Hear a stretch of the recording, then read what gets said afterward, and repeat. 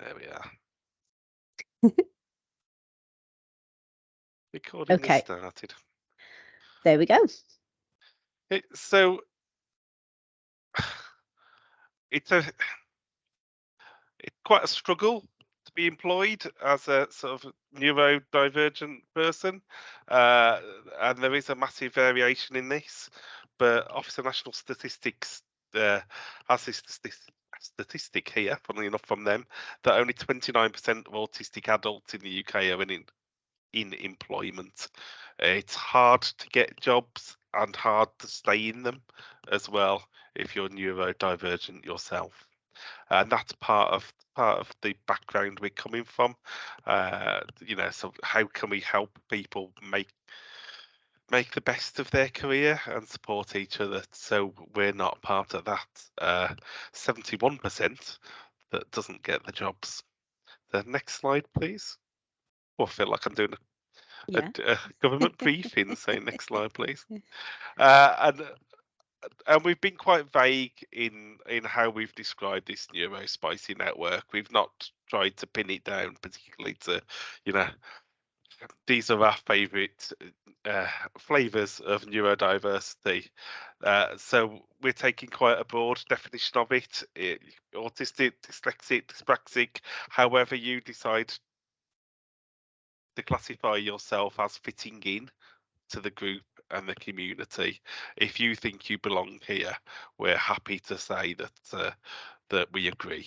So however you define yourself within that sort of neurodivergent community, we're happy to have people, although we're likely to focus on, I was going to say most popular. Are they popular?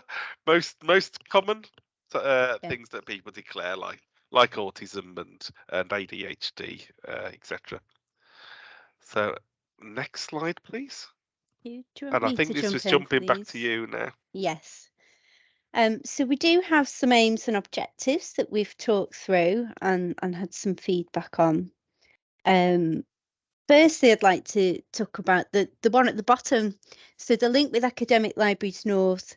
Initially, our thinking was that we would connect with other neurodivergent librarians working in academic libraries in the North. But when we've got to know the people who are interested in supporting each other in a group like this, we think it works best if we include the whole of the UK to begin with.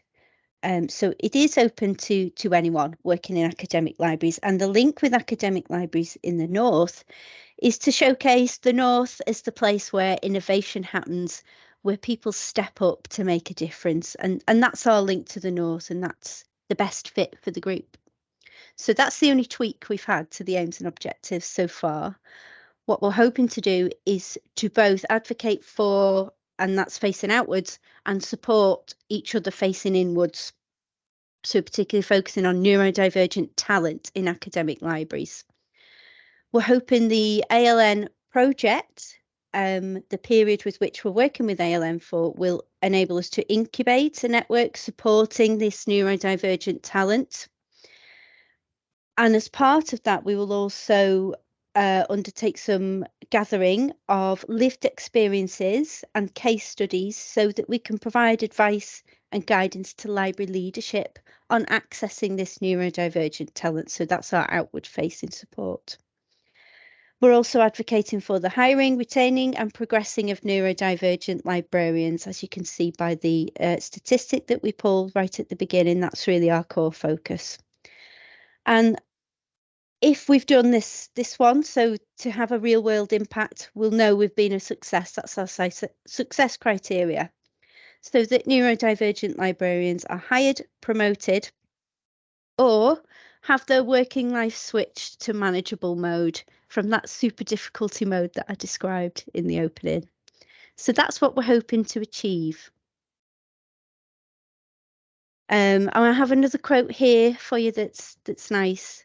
It's difficult for this type of employee to achieve those things because most people don't understand that some people use enormous amounts of energy just to be normal. There are people already in employment in academic libraries who are neurodivergent and would not disclose at all to anyone, even to their employer. And those people would still benefit from this project. So in a lot of ways, we're providing the face for people who don't want to disclose and the voice for people in that situation, so that they're no longer having to use this amount of energy just to get by at work. That would be really wonderful to make happen. And I think I'll pass back over to Andy for this one. Yeah, just going to mention here that the part of what we're doing is going to ask for lived experiences of people, but we recognise that we don't necessarily know Oh, a vast amount. Oh, slides all over the sorry. place. Sorry. We don't necessarily know a vast amount ourselves, so we'll combine that Yeah. with all these lovely resources that were on that next slide. That Yeah. there we are. So as part of our work, we'll try to collate lots of resources so people aren't having to go and search them themselves. We're not presenting ourselves as the expert on anything.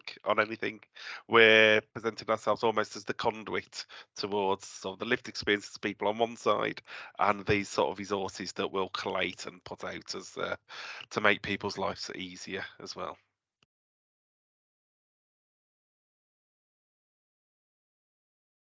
So was I going to do this one because it's got your nice graph on the next one? I think so. So we've had quite a lot of involvement already, which we're incredibly pleased to be able to say. We have a forum available that users can join, and at the moment we've got 59 registered users on there. At the time I took this, there were 23 discussions happening on a range of topics, people introducing themselves, people discussing their most pressing issues already. There's more being added there now because it's me. I've put a couple of updates on there. So if you're a member of that forum and you're here today, go have a check back because there's new content. And there's 145 posts. And of course, there's a couple more from me on there now. So probably close to, we're in the 150s now. So that's a really good start. I really like those statistics. And at the point where I realised so many people had joined up to that forum, that was a real moment to me because this really felt like this is something I would like to happen. I don't know if anyone else is interested in a group like this, and if so, the numbers might be quite low. So to see that amount of people and that amount of engagement right from the beginning, that was just absolutely wonderful for me. A really great experience. So thanks to everyone who's engaged so far. And we have another statistics slide to show you, and I'll pass over to Andy for that. Okay, so this was the result of an initial survey that we asked people largely on that forum. I suppose linked to the forum as well, it's worth mentioning that we don't care what people call themselves. So you can say who you are, give all your details, or you can be completely anonymous. We don't mind either way. So if you're worried about disclosing, for instance, worried about people knowing that you're not neurotypical and you've been faking it all your life, just just give a anonymous name and we're perfectly happy. But the forum is one of the ways that we'll collect information from people, and the very first thing we asked was, what should we focus on? Because when we set up the project with ALN, we said, oh, we'll focus on a few different things, and we were slightly vague about it so that we could ask the members of this new community we're setting up what people would find most important first of all. So we'll work our way through the sort of, I suppose it was the top three, wasn't it, Joe? The top three first Yeah. of all, and they came out as people would want most of all help and guidance and advice on the working environment, on workload management, so how you manage your own workload, and at just about third, because the rest were close behind, was recruitment and interviews. But there was quite a tail end there as well with the odd bits and pieces going on. And I think the next slide was these as well. No, Yeah. yeah, there you go.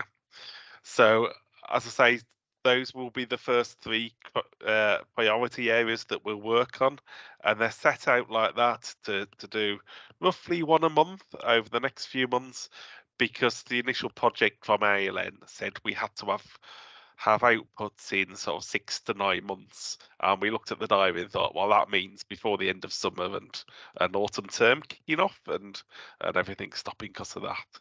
So I suspect that we'll probably carry on after that for sort of, the rest of those sort of priority areas.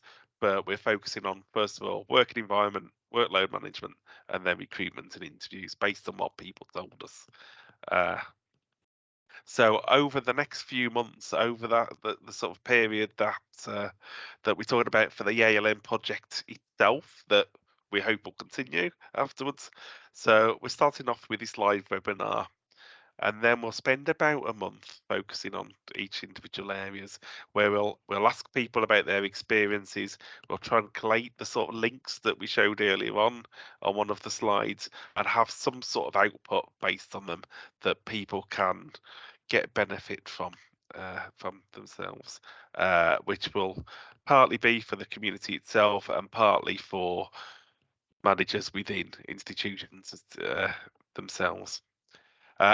We'll be about sort of halfway through the project come June, and seeing as ALN are giving us a little bit of money for this, we thought it's only polite to present something at the ALN conference.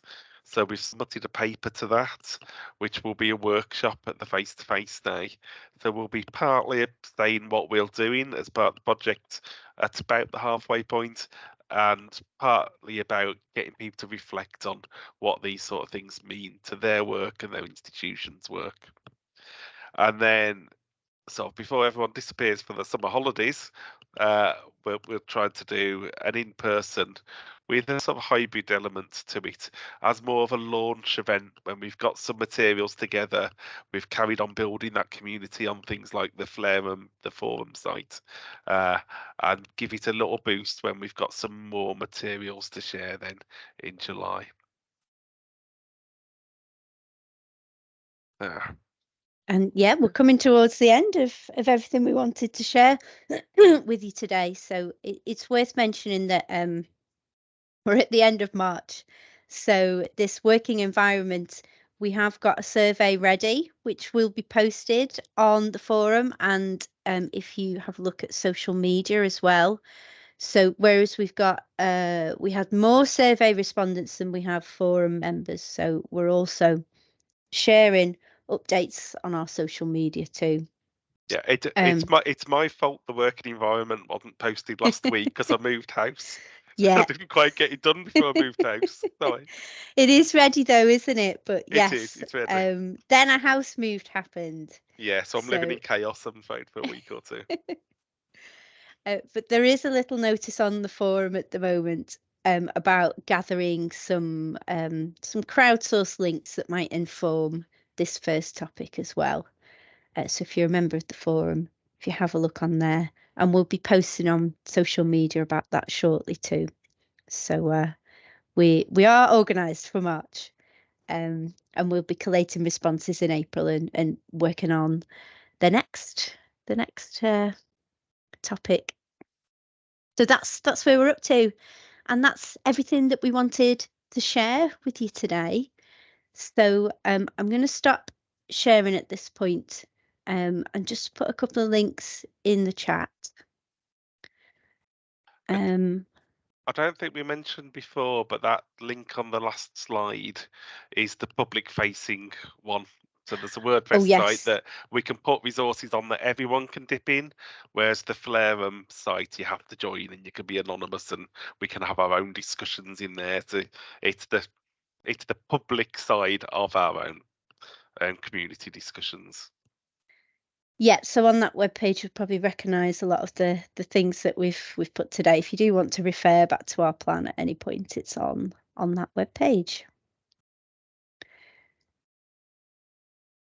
Okay.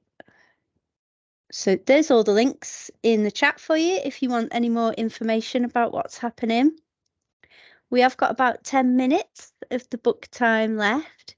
So I think at this point, I'll stop the recording. So I'll do that first.